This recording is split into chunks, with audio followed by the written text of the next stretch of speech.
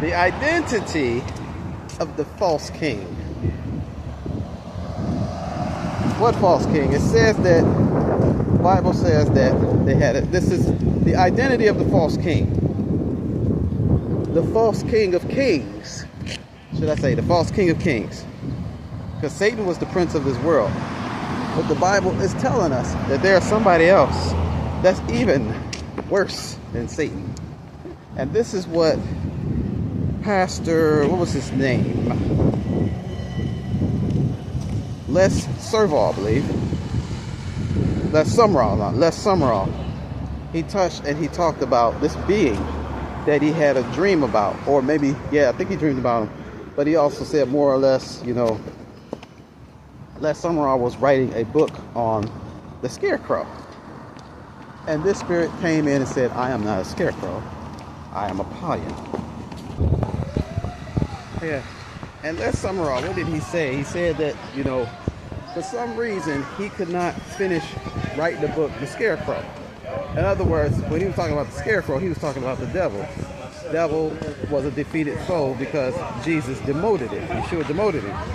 So, basically, you can just use the tools that Yeshua gave you,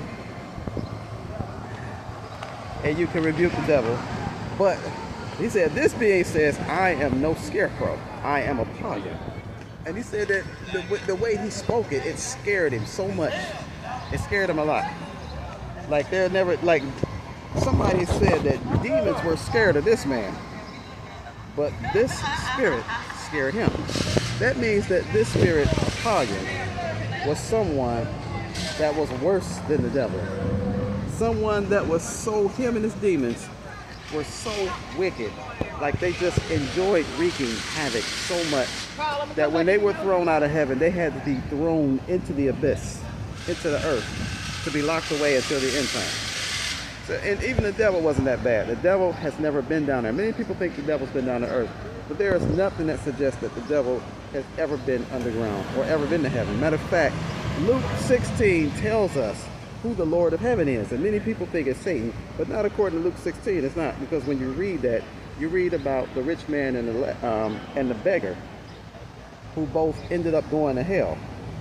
But because the reason why we know that they were in hell is because Yeshua says no man has ever been to heaven. That means Adam never been there. None of the disciples ever been there.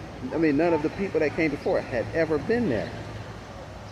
So everybody went to hell. But however, there's a paradise part and there's a suffering part. So when they went to hell, one of them was in the paradise part and one of them was in the part where they suffered.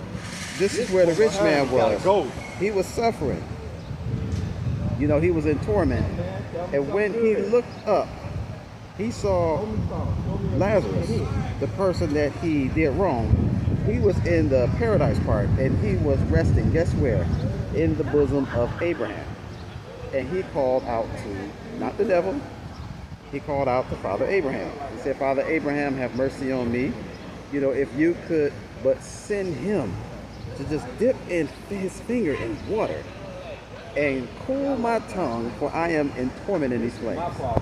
And Abraham, reigning over heaven, told him, you guys, you had your chance when you were up there.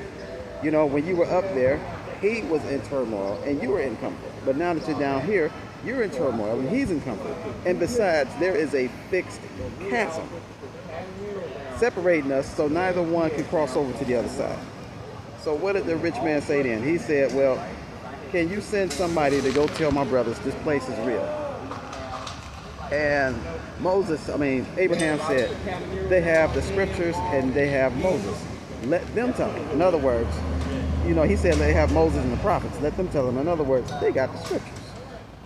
So he said, no, but they ain't gonna believe that. But if you send him, they'll believe him. And then Abraham said the most surprising thing. He said, if they won't believe Moses and the scriptures, neither will they believe someone who rises from the dead. Can you believe that's what he said? That's what he said. Guess who rose from the dead that people still don't believe? Yeah, you guessed it. Jesus, Yeshua.